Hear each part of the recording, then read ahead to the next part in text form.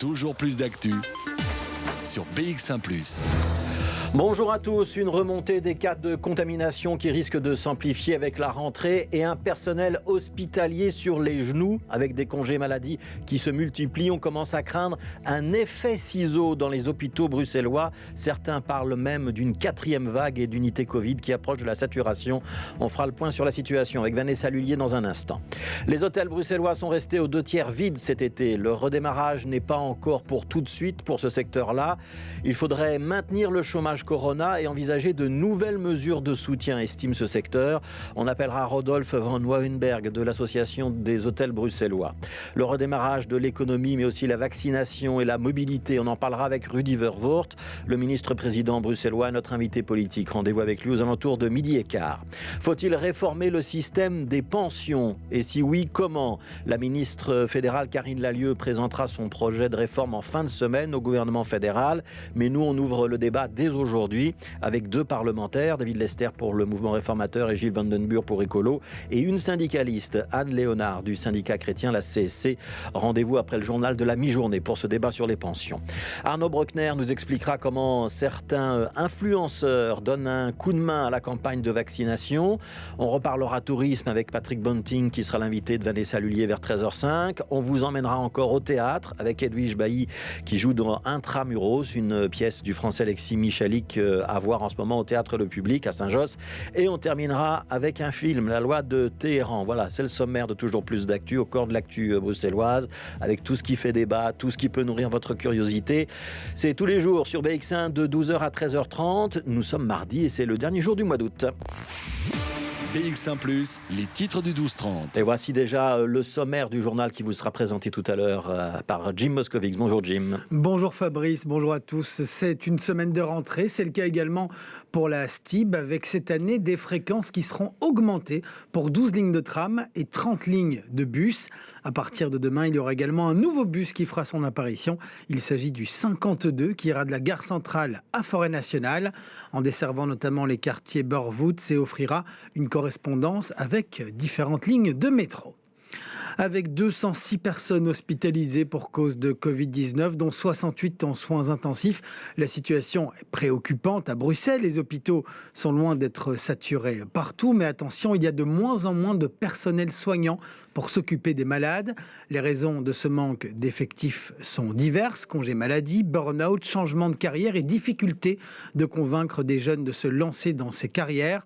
Une situation qui concerne principalement les infirmières et infirmiers, car nous écouterons dans le journal Karine Rosteler, permanente de la CGSP pour les hôpitaux publics.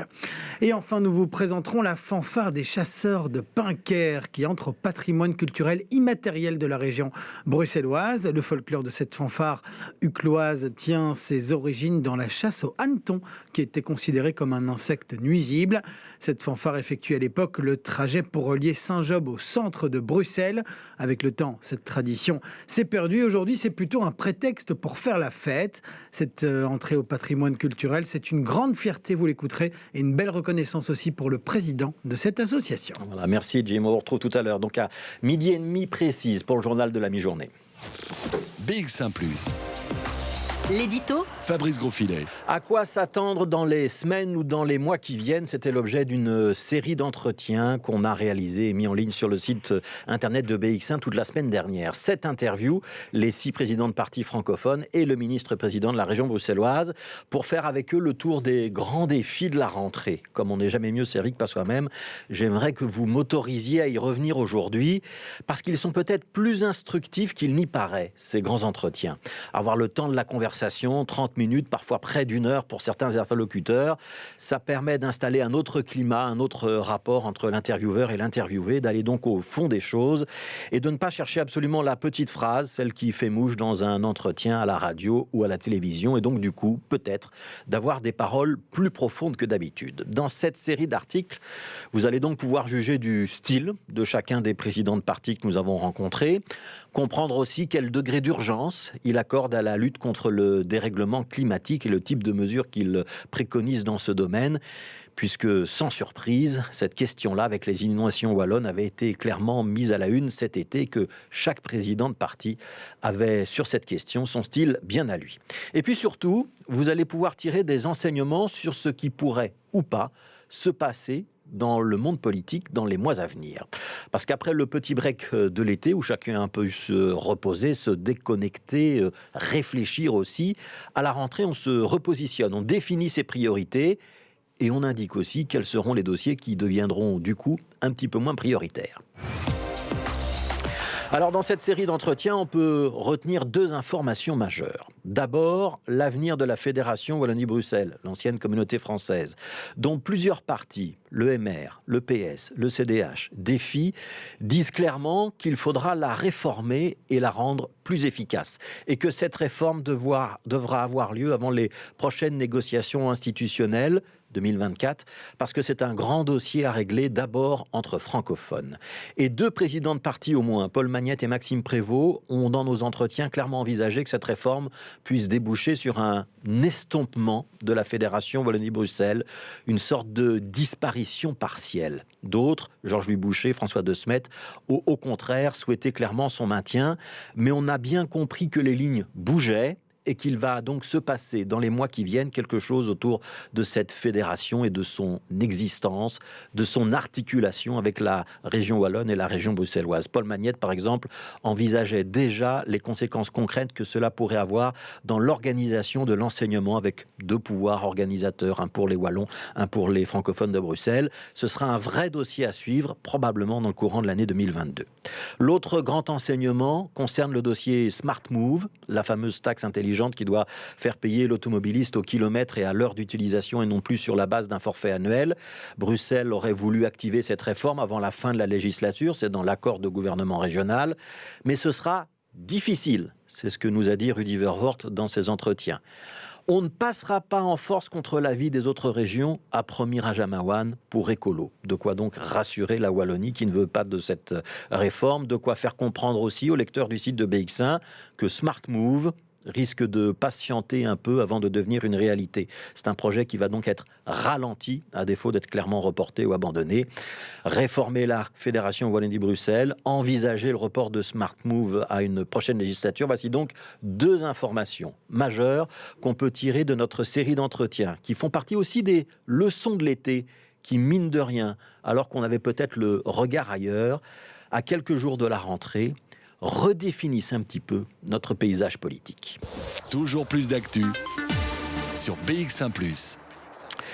La remontée des contaminations, mais aussi des phénomènes de fatigue du côté du personnel des hôpitaux, en particulier dans les unités qui sont en charge des patients atteints de la Covid-19.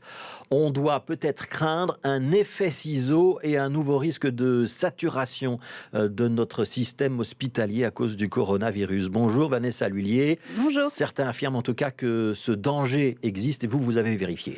Oui, et les réalités sont assez différentes en fait selon les hôpitaux, mais dans son ensemble, on assiste à une baisse des admissions de 14% depuis 7 jours, mais l'occupation en soins intensifs, elle, est toujours tendue. Actuellement, 206 personnes sont hospitalisées pour un Covid-19 dans la capitale, dont 68 personnes en soins intensifs. Alors, selon la COCOM, Bruxelles est loin de la saturation globale, puisqu'on pourrait théoriquement monter à 269 lits en soins intensifs. Mais ça, c'est de la théorie, comme l'explique justement Inge Neven, responsable du service hygiène de la COCOM. Maintenant, il y a plusieurs hôpitaux déjà qui se trouvent dans la phase 1B. Donc, ça veut dire qu'ils réservent déjà 33% de leur capacité en soins intensifs pour le Covid. Mais en réalité, il est vrai que le nombre de lits n'est pas le nombre de lits théoriques parce qu'il y a justement encore une manque dans le personnel. Donc, il y a des gens qui sont en congé, mais on entend également qu'il y a quand même aussi des employés qui sont en maladie de longue durée. Et donc là, justement, il y a cette inquiétude des hôpitaux que justement la capacité réelle est moindre que la capacité théorique. qui est justement le nombre des lits théoriques et alors le pourcentage réservé pour les patients Covid. Alors la situation est donc très différente d'un hôpital à l'autre, comme je vous disais. Aux cliniques universitaires Saint-Luc, 10 lits en soins intensifs sont occupés par des patients Covid. C'est environ 30% de leur capacité et cela représente une stabilisation par rapport à la semaine dernière. Mais dans des lits ont dû quand même être fermés à cause d'un manque du personnel. Alors dans les hôpitaux Iris Sud, la capacité de lits Covid est de 50%. Du côté du réseau Iris, on parle d'une vraie 4e vague. Dans 2 des 5 sites, on atteint les 50% de lits en soins intensifs dédiés au Covid. Mais il a fallu fermer un quart des lits car le personnel n'est plus là. Il est fatigué, il a dû prendre ses congés et récupérer aussi ses heures supplémentaires. Alors pour l'administrateur d'Iris, Étienne Ouéry, cette affluence de patients est notamment due à une situation géographique des hôpitaux dans les communes avec un faible taux de vaccination. Au Chirec, on est dans le même cas de figure. Le directeur médical du groupe, Philippe El-Haddad, nous a confirmé avoir fermé des lits pour cause de manque de personnel. Il craint aussi une hausse de l'absentéisme en septembre à cause des quarantaines de retour de voyage, mais aussi d'un ras-le-bol généralisé. En tout cas, la capacité des lits Covid de 50% est déjà atteinte et cela aura des répercussions sur l'organisation de l'hôpital. Enfin, à Erasme, la situation commence aussi à être tendue aux soins intensifs, comme nous l'explique le chef du service de médecine interne, Jean-Christophe Goffard. On est déjà à plus de 25%, voire 30% d'occupation des lits à Bruxelles. On est dans une capacité très, très compliquée à gérer par rapport aux autres pathologies. Même si on n'est pas dans une vague qui est immense comme on a pu en connaître auparavant. Le personnel est fatigué, ça c'est sûr. Il est difficile à recruter dans les unités de soins intensifs, mais aussi en salle. À la fois parce qu'il y a une lassitude, je pense, de la pathologie, aussi parce qu'il y a maintenant un sentiment que ces hospitalisations, quelque part, sont évitables s'il y avait la vaccination, une adhésion à la vaccination qui était suffisante dans la population.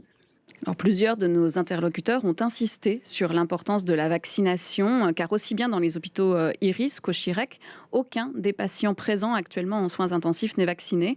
À Erasme, surtout l'été, 2 personnes très âgées étaient vaccinées, les autres pas. Alors tous espèrent que les messages sur l'importance de la vaccination passera pour que Bruxelles réussisse à nouveau à éviter la saturation des hôpitaux. Voilà, il y a un secteur notamment qui attend désespérément que la situation s'améliore, c'est le secteur du tourisme. On en parlera tout à l'heure avec votre invité Patrick Bogtink, qu'on entendra aux alentours de 13h05, et on va en parler avec un autre invité tout de suite. BX1+. Toujours plus d'actu. Voilà, et cet autre invité, c'est Rodolphe Van Woudenberg, qui est le secrétaire général de l'association des hôtels bruxellois, Bruxelles Hotels Association. On va revenir un petit peu sur cet été particulier avec vous, monsieur Van Woudenberg. On dit que les hôtels bruxellois cet été n'ont été remplis qu'à 1/3 de leur capacité. Alors on sait que l'été, c'est une période particulière, c'est peut-être pas forcément la meilleure, mais habituellement, on est plutôt dans un taux de remplissage d'hôtels de 70 à 80%. C'était pas du tout le cas cette année, vous confirmez ?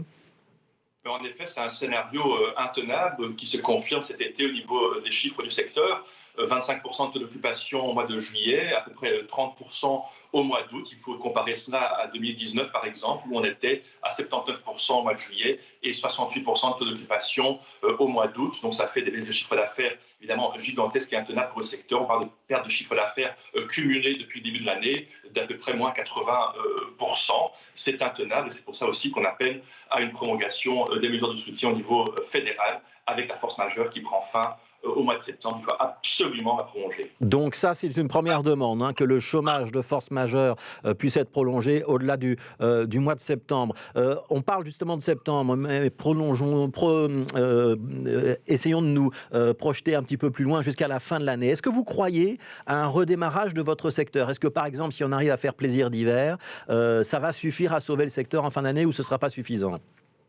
C'est indispensable que le plaisir d'hiver puisse se tenir, mais beaucoup trop tôt pour vous dire que ça sauvera le secteur en fin d'année. Il faut savoir qu'à partir du mois de septembre, 80% de la clientèle de la région bruxelloise, c'est une clientèle d'affaires. Et les signaux ne sont absolument pas positifs quant à la reprise de ce tourisme d'affaires. On a d'énormes craintes par rapport à ce mois de septembre et aux mois qui suivent, et pas de perspective actuellement.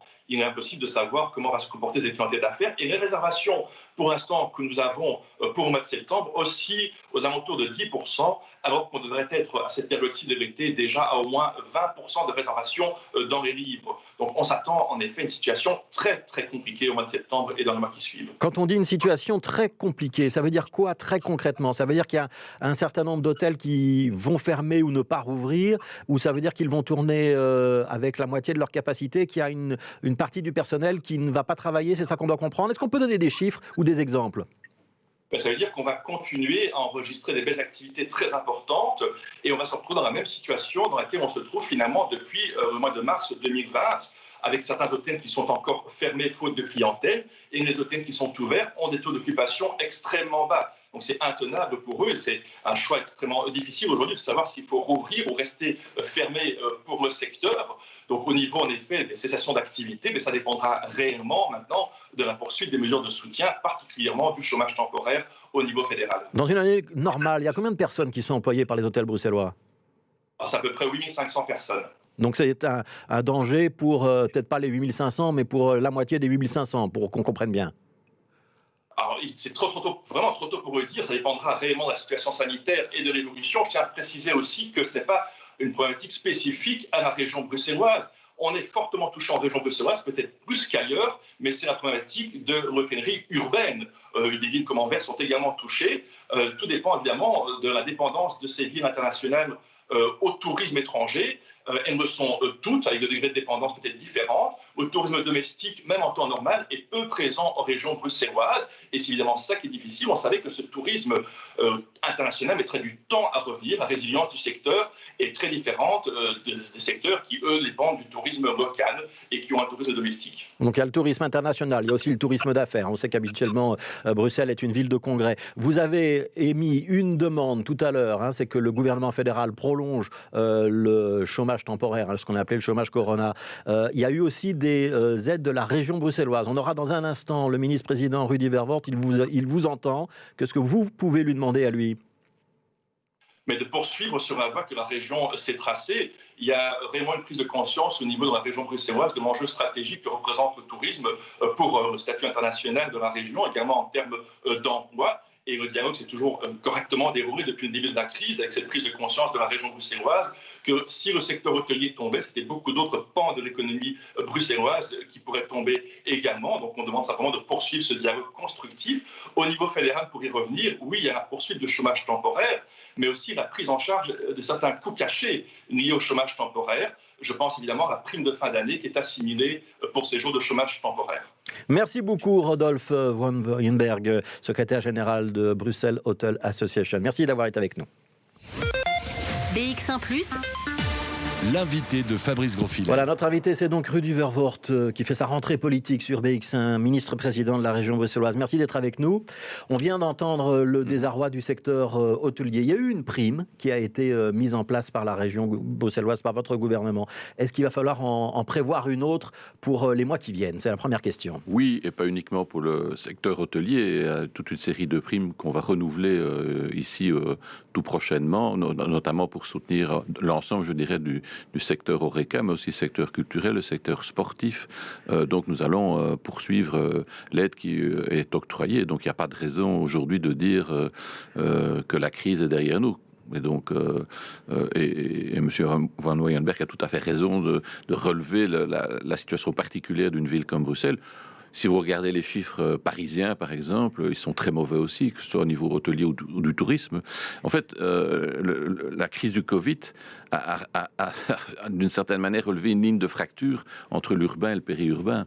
Et donc, l'urbain, on va dire, a perdu de son attractivité pour des raisons qu'on peut comprendre. D'abord, le tourisme, je dirais... qui vient d'Asie ou ailleurs, qui est totalement à plat depuis 2 ans maintenant, et aussi le fait que les voyageurs ont plutôt tendance à aller vers des lieux plus aérés, la mer, les Ardennes, et on le voit bien d'ailleurs. On fuit un petit peu la foule et la densité. Oui, et on voit bien dans l'évolution du marché immobilier, notamment à la côte. Il y a toute une série d'articles la semaine passée qui montrent l'attrait et qui est, je dirais, augmenté aussi par le télétravail. Et donc maintenant, on peut se dire, tiens, dans le fond, je vais investir dans un logement ailleurs et télétravailler de là et de ne plus être en ville. Oui. Donc, pour ce qui concerne le secteur des hôtels, ils doivent s'attendre à quoi? Il y aura une reconduction de la prime qui existe avec à peu près les mêmes montants? Oui, et nous sommes effectivement en dialogue permanent depuis le début de la pandémie. Nous sommes bien conscients que, même si d'aucuns imaginent qu'il y aura un après différent, on doit aussi vivre dans l'aujourd'hui. Et l'aujourd'hui, c'est le soutien de ce qui fait, je dirais, l'économie bruxelloise. Et pourtant, on sait que les finances de la région bruxelloise ne sont pas extensibles à l'infini. Il y a eu beaucoup de critiques sur les primes, peut-être pas pour les hôtels, mais pour l'Horeca, les restaurateurs, les cafés qui disaient oui, mais on a été moins aidés que par exemple en Wallonie et en Flandre. C'est vrai. Est-ce que ça va? Est-ce qu'on peut corriger cette différentiel ou pas? C'est vrai. Mais si on ramène cela à un pourcentage de la masse budgétaire, en fait, on est la région qui a consacré le plus. Mais nominalement parlant, c'est clair que on n'a pas la capacité d'être, certainement pas au niveau de la Flandre, et on se rapproche un peu de la Wallonie, mais en réalité, là, on n'en a pas les moyens, je veux dire. Et pour l'Horeca, on va aussi maintenir des aides financières, des aides régionales, puisqu'on ne libère pas autant que les autres régions, puisqu'on maintient la capacité maximale à 8 personnes par table et qu'on impose une heure de fermeture. Mais là, il y a un manque à gagner, peut-être pas énorme pour l'Horeca. En fait, là aussi, il y a une ligne de fracture entre l'Horeca, je dirais, touristique. On le voit, les restaurants, cafés du centre-ville souffrent beaucoup plus que les restaurants, cafés de la deuxième couronne, qui eux, en fait, ont repris, je dirais, de manière quasiment tout à fait normale, malgré les contraintes, effectivement, 8 par table et 1h du matin. Mais pour le restaurant, ça ne les empêche pas de fonctionner. Et donc on voit bien qu'il y a une ligne de fracture aussi liée à l'activité économique. Et donc, les Bruxellois retournent, je dirais, en masse au restaurant, mais là où ils allaient avant. Mais les restaurants touristiques, en fait, j'entendais le patron des Armes de Bruxelles, où effectivement c'est une maison bruxelloise, pour lui ça fonctionne bien. Je pense que rue des Bouchers, il y a d'autres restaurants, ça doit être plus compliqué. Ouais, sur ces mesures justement qui sont annoncées pour un mois, est-ce que vous pensez que dans un mois, on pourra lever cette exception bruxelloise ou c'est mal parti? Je n'en sais rien. On observe une remontée des cas de contamination ces jours-ci. Ça sera encore le cas pendant les jours qui viennent. On le sait, le retour des vacances se termine et donc ça va entraîner une hausse des contaminations. Et donc, elles étaient inévitables, ces mesures exceptionnelles bruxelloises par rapport au reste du pays? Oui, la situation le justifie pleinement. Je pense que ça ne sert à rien aujourd'hui de faire croire... Il y a aussi une dimension psychologique. Ça ne sert à rien de faire croire à la population que tout va bien alors que ce n'est pas le cas. Alors, on sait que la solution, c'est d'augmenter le taux de vaccination en région bruxelloise. On a commencé à vacciner dans les magasins. Je ne sais pas si vous avez des premiers retours. Est-ce que ça se passe bien? On va vacciner dans les entreprises, dans les écoles? Les écoles, ça se fera effectivement. Caroline Désir a annoncé, je dirais, un plan d'action spécifique pour nos écoles. Et donc, il y aura effectivement dans les écoles. Ce sera aussi à la demande dans les entreprises, puisque Bessie, le patronat bruxellois, a marqué son accord et en disant, voilà, nous soutenons les entreprises qui feront appel au centre de vaccination mobile. Et donc, oui, bien évidemment, on ira partout. On ira partout. Il faut atteindre quel taux? On est toujours à 70% de la population bruxelloise vaccinée, ça c'est toujours l'objectif? Moi, je reste à ce qui avait été annoncé avant les vacances, c'était 70% de la population adulte. Donc c'est ça l'objectif pour la région bruxelloise. On n'est plus très loin. Non, mais il y a encore du travail. Ouais. Alors, on a parlé du secteur hôtelier, du secteur de la restauration, on a parlé de la Covid-19. Je voudrais qu'on parle un petit peu du redémarrage de l'économie bruxelloise, parce qu'on sait que malgré tout, on espère en tout cas que le plus dur de cette crise du coronavirus est derrière nous et qu'on va pouvoir envisager une reprise. Il y a des aides européennes qui vont arriver, il y a des perspectives de croissance un petit peu partout. Est-ce que cette croissance, elle sera forte à Bruxelles? Moi, je n'ai pas de boule de cristal, mais l'activité économique de Bruxelles, le tissu économique de Bruxelles n'est vraiment pas comparable aux deux autres régions. Et il n'y a pas de tissu industriel, il n'y a pas de tissu productif, j'ai envie de dire. Donc, on est clairement dans une économie de services. Et donc... Ça veut dire que ce sera un petit peu plus tard pour nous? En fait, notre économie, en réalité, elle est tributaire, je dirais, de l'activité économique des deux autres régions et à l'international aussi. Et donc, Bruxelles est une ville-région ouverte sur le monde. Et donc, pour cela, il faut effectivement, vous l'avez évoqué, Bruxelles est une ville de congrès, une ville professionnelle, je dirais, une ville internationale. Il faut aussi que, je dirais, les institutions européennes refonctionnent avec des sommets européens. Tout ça, ça fait vivre l'économie bruxelloise, tous les hôtels. Et donc, ça veut dire qu'on va rester tributaire d'un retour à la vie normale? Ou est-ce qu'on doit envisager et activer un certain nombre de basculements dès aujourd'hui. Mais nous devons effectivement faire en sorte que, en fait, moi, je considère que au niveau de l'activité économique, elle est vraiment tributaire de l'ouverture. Je veux dire, des capacités. Et donc, pour ce faire, on doit pouvoir réfléchir à des mesures sanitaires qui permettent la réouverture. En fait, le risque que l'on a, c'est qu'à certains moments, comme l'a dit M. Van Weber, qu'à un moment donné, il n'y ait plus de congrès, en tout cas parce qu'il n'y a pas suffisamment, je dirais, de sécurité sanitaire. Alors qu'il suffit de prendre des mesures pratiques et ça ne pose aucun problème. Ces mesures pratiques, je comprends où vous voulez en venir, c'est le Covid Safe Ticket. On devrait avoir un pass sanitaire comme c'est le cas en France. Mais il existe déjà pour les grands événements en Belgique, faut pas.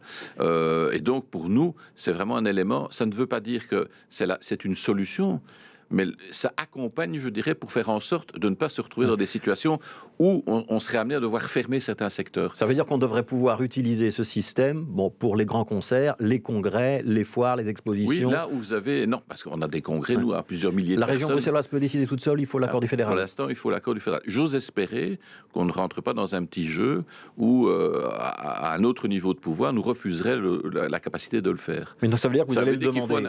Bien sûr, on va le demander. Il faut un accord de coopération. Nous, on n'oblige pas les autres à le faire. Mais l'autonomie, c'est aussi de nous permettre de le faire. Votre objectif, c'est de pouvoir activer ce système-là à quelle échéance ? Écoutez, on parle du 1er octobre, on verra. Je veux dire, moi, les dates, je suis toujours très prudent, mais si on peut le faire pour le 1er octobre, et si la situation sanitaire se détériore, moi j'ai toujours dit, parce qu'on m'a posé la question au Codeco, on m'a dit, mais quand est-ce que tu veux faire ça ? Je dis, moi j'ai pas de date, je veux simplement avoir ça comme possibilité pour éviter que certains secteurs économiques ne parviennent pas à redémarrer, ou pire, qu'on les referme. Ouais, donc ça s'appliquerait au congrès, aux grands concerts. Est-ce que ça s'appliquera au secteur du monde de la nuit, les boîtes de nuit ? Écoutez, s'il y a un lieu où on doit être quand même en capacité de s'assurer d'une sécurité sanitaire, c'est bien les boîtes de nuit. S'il y a un lieu où vous mettez 500 personnes sans masque, sans distanciation sociale, ça va de soi. Donc ça veut dire que la réponse est oui. Oui, évidemment. Ouais. Alors, je voudrais qu'on parle un petit peu de mobilité aussi, parce que c'est quand même un des grands dossiers, un des grands enjeux de cette législature. Le bilan de la zone, du passage de la ville en zone 30, le bilan des nombreuses pistes cyclables qui ont été installées pendant la période de coronavirus, il est positif ? Oui. Oui. Donc on va maintenir les pistes cyclables ? Écoutez, là, on verra en fonction aussi de la nécessité ou pas d'introduire des permis d'urbanisme. Il y a aussi des questions très pratico-pratiques. Donc, mais en tout cas, à part peut-être certains endroits emblématiques. Enfin bon, mais je trouve que le principe même a porté ses fruits. Oui, franchement. Il manque l'avenue de Tervuren. C'est un demi-échec ou c'est partie remise ? Mais ça montre la nécessité, effectivement, d'être en dialogue permanent, à la fois avec les autorités locales et avec les riverains. Je pense que il faut pouvoir aussi assumer le fait que les riverains ne sont pas nécessairement d'accord avec ce que vous proposez. Mais après, il faut un dialogue, essayer de trouver des solutions qui, je dirais, le compromis, c'est toujours ça. On ne passera pas en force avenue de Tervuren. Écoutez, moi, le passage en force, ça n'est pas dans ma culture politique. Est-ce qu'on ne passera pas en force non plus sur la taxe de circulation intelligente qui s'appelle Smart Move, et dont on sait qu'elle a hérissé le gouvernement wallon ? Pas que, mais écoutez, j'ai lu une série d'expressions la semaine dernière et encore ce matin. Je pense que, voilà, le projet ne doit pas être abandonné, parce que moi je pense que c'est un bon projet, franchement. D'ailleurs, s'il est dans l'accord majorité, c'est parce que nous y avons souscrit. Après, il y a les modalités d'application, de mise en place, qui nécessitent effectivement, à mon sens, ça fonctionnera difficilement si on est en guerre permanente avec les deux autres régions. Donc il faut l'accord des autres régions, et ça risque d'attendre une législature. Donc après 2024. Il y a un problème de timing aussi. Il faut aussi reconnaître, allez, à notre décharge, nous avons perdu une année pendant la crise du Covid, où on était au ralenti total. Et donc c'est vrai que cette année-là, elle est difficile à rattraper. Parce qu'il y a aussi, je dirais, pour tout ce qui a trait à la fiscalité, il y a aussi un aspect, je dirais, calendrier. Et puis, enfin voilà, donc il y a encore, et en plus, il y a encore une série d'éléments à trancher. C'est en ça que je dis, on verra aussi l'avis du Conseil d'État. Je pense que ce sera un élément important. Il arrive dans les prochaines semaines. Dans les prochaines semaines. Et puis, il faudra réinitier un dialogue avec les régions. On s'y est engagé. Et donc, ça veut aussi dire que ça prendra un certain temps. Alors, une dernière question question. Rudy Vervoort, vous aviez promis un plan taxi pour cet été. Oui. On est à la fin de l'été, il n'y a toujours pas de plan taxi. Il arrive ou pas? Alors, on en est aux discussions entre les différents cabinets. Donc, nous avons déposé au gouvernement une note qui fixe, les points qu'il faut trancher. Et donc, les intercabinets reprennent. Et donc, j'espère pouvoir trancher ces différents points tout prochainement. Dans quel délai? Écoutez, si c'est dans le mois Tout prochainement, c'est quelques semaines? C'est quelques semaines, tout prochainement. Parce qu'après, il va falloir aussi entamer le dialogue avec le secteur. Ouais. Donc, ça prendra encore un... Et le secteur, c'est à la fois les taxis traditionnels et à la fois les véhicules de location avec chauffeur. Il y aura de la place pour les deux? Dans votre idée, dans votre plan. Il existe, mais bien sûr, c'est dans l'accord de majorité. Donc, ici, les vraies questions, c'est, notamment le numerus clausus. Quel est le nombre que Bruxelles, de taxis ou de véhicules que Bruxelles peut supporter économiquement? Parce que c'est pas extensible à l'infini. Aujourd'hui, on se trouve dans une situation où, en fait, on est noyé de demandes de reconnaissance de véhicules de location avec chauffeur. Donc, on va contingenter. Et ça, oui, c'est indispensable, parce que sinon, on risque de se retrouver dans une situation, je pense très clairement, de concurrence déloyale. Derrière tout ça, il y a aussi le but, il ne faut pas se le cacher, je n'ai qu'une confiance limitée dans cette grande multinationale.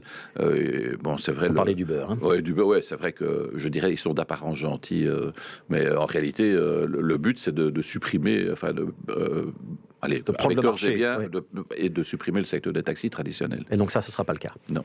Merci beaucoup, Rudy Vervoort. Merci d'avoir été notre invité. Il est bientôt 12:30. On fait une courte pause et ce sera le journal avec Jim Moscovix. BX1+. Vivez l'esprit libre à la résidence Domitis l'Écrin Vert au cœur d'Oderghem. Je fais la natation, je fais le yoga, je fais la gym, je fais tout ce qui se présente. Les gens sont très agréables, très gentils. Le dimanche, j'ai mes petits-enfants qui viennent et je suis ravie. Venez découvrir notre résidence Domitis en séjour temporaire ou permanent. Entreprendre à Bruxelles, ça roule avec le 18-19. L'infobus 18-19 vous informe, vous conseille et vous oriente dans la création, mais aussi le développement de votre activité à Bruxelles. Comment démarrer? Financer mon projet? Y a-t-il des subsides? Qui peut m'aider et m'accompagner? Les conseillers du 18-19 répondent à toutes vos questions. Rendez-vous à l'infobus 18-19 près de chez vous. Nous sommes bientôt dans votre quartier. À bientôt. BX1 présente du 8 au 26 septembre les Nuits botaniques avec Yellow Straps, Pomme, Nicolas Testa, Prudence, Juicy Orchestra, François and the Atlas Mountains, Yel, Bachar Mar Khalife, Camille, Vidéo Club et bien d'autres. Info botanique.be avec la Fédération Wallonie-Bruxelles et Moustique. 12h30, le journal. Voilà, il a une petite minute de retard, mais il va nous pardonner. Voici Jim Moscovix. Là, je vous pardonne un petit peu moins. Bonjour Fabrice, bonjour à tous. Un nouveau bus vient compléter l'offre de la STIB, la ligne 52, qui relie désormais le centre-ville à Forêt Nationale. Burn-out, changement de carrière, difficulté aussi de convaincre les jeunes. Le manque d'effectifs de personnel soignant inquiète les syndicats au moment où la situation sanitaire se détériore. Et enfin, présentation de la fanfare des chasseurs de Pincaire. Les Uclois rentrent au patrimoine culturel immatériel de la région. C'est la rentrée aussi pour la STIB avec cette année des fréquences qui seront augmentées pour 12 lignes de tram et pour 30 lignes de bus. Et à partir de demain, un nouveau bus fera également son apparition. Il s'agit de la ligne 52 qui ira de la gare centrale à Forêt Nationale. On écoute Brieux de Méus, CEO de la STIB. Elle va relier le centre de Forêt, même un petit peu au-delà, au centre-ville, à la gare centrale. Et c'est quelque chose qui était attendu par beaucoup de gens, beaucoup de personnes qui avaient besoin de ce type de ligne. Et c'est ce qu'on inaugure aujourd'hui. C'est un bus de 12 mètres, hein, on commence par là. Si maintenant elle a un succès fou, on rallongera avec un bus articulé. Une interview réalisée par Thomas Dufrane. Le 1er janvier dernier, la région bruxelloise est passée en zone 30, sauf sur certains grands axes de la capitale. Et Bruxelles Mobilité vient de publier son bilan des 6 premiers mois. Alors, le premier résultat en matière de sécurité routière est jugé positif par Bruxelles Mobilité. Le nombre d'accidents a diminué de 20% et le nombre de blessés graves ou de morts a, lui, diminué de 25%. Bruxelles Mobilité annonce également qu'elle va installer 12 nouveaux radars, dont un radar tronçon et 11 radars fixes. Ce sera sur les zones Bruxelles-Ouest et la zone Midi. Avec 206 personnes hospitalisées pour cause de Covid-19, dont 68 en unité de soins intensifs, la situation est préoccupante à Bruxelles. Les hôpitaux sont loin d'être saturés, mais attention, il y a de moins en moins de personnel soignant pour s'occuper des malades. Une situation qui concerne principalement les infirmières et infirmiers. On écoute Karine Rosteler, permanente de la CGSP pour les hôpitaux publics. Là, j'étais en réunion avec les permanents des hôpitaux. Ils ont régulièrement des appels de travailleurs qui craquent, qui pleurent, qui sont en burn-out et qui envisagent de quitter la profession. On se trouvait déjà dans une situation où il y avait des pénuries de personnel avant la crise Covid, une augmentation de la charge de travail pendant cette période Covid et qui dure jusqu'à présent. Et surtout, on constate aussi qu'il y a des gens qui abandonnent la profession. Et souvent, ce qui est triste, c'est que les travailleurs quittent cette profession un peu la mort dans l'âme parce qu'ils aiment leur boulot, mais ils ne supportent plus de le faire dans des conditions telles que celle-là, où ils ont parfois le sentiment de ne pas pouvoir faire leur travail correctement et de soigner correctement les patients. Des propos recueillis par Yacine Mossati. Hier, c'était la première journée de vaccination dans les magasins bruxellois. 123 personnes ont été vaccinées. 55 ont reçu une injection du Johnson & Johnson à l'hypermarché Carrefour des Verts, 35 à celui d'Oderghem et 33 au magasin Action qui se situe à Molenbeek-Saint-Jean. Des débuts jugés compliqués pour les autorités qui s'attendent tout de même à des chiffres plus importants ces prochains jours. Voilà, il est 12h35, on va rester dans la vaccination. Vous savez que le taux de vaccination à Bruxelles est plus faible qu'en Wallonie et en Flandre. Il n'atteint pas le niveau attendu, mais pourtant, progressivement, les centres de vaccination qu'on avait ouverts sont en train de fermer leurs portes.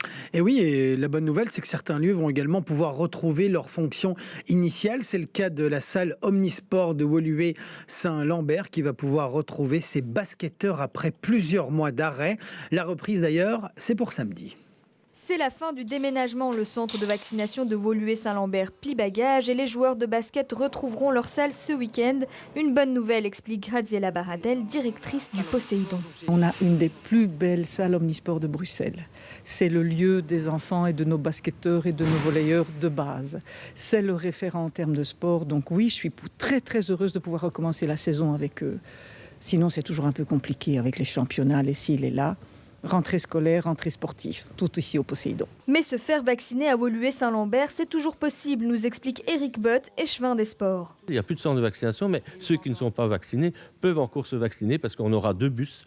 Enfin, un bus samedi matin qui sera ici devant le Poséidon et un au Stade Fallon dimanche pour toute la journée parce que nous avons les journées portes ouvertes du Poséidon samedi et dimanche. Et au Stade Fallon, nous avons aussi une sorte de petite journée porte ouverte pour les jeunes de la jeunesse. Donc les bus seront là pour vacciner. Pour Pierre, ce bénévole au centre de vaccination de Woluwe-Saint-Lambert, c'est aussi le dernier jour. C'est une expérience exceptionnelle dans une société où parfois la solidarité et la fraternité font défaut. Eh bien ici, ça a été une démonstration magnifique de solidarité. 82 000 personnes ont été vaccinées dans le centre de Woluwe-Saint-Lambert. Et à noter que la commune des Verts a décidé d'organiser pendant 2 week-ends une antenne de vaccination justement dans son complexe sportif. Les 2 sessions auront lieu les 4 et 5 et 11 et 12 septembre prochains. Les chasseurs de Princaire, ce qui signifie hanneton en bruxellaire, c'est le nom de la fanfare historique d'Uccle qui vient d'entrer à l'inventaire du patrimoine culturel immatériel de la région bruxelloise. C'est une fierté et une belle reconnaissance pour ses membres. Marie-Noël Dinan est allée à leur rencontre. 1, 2, 1...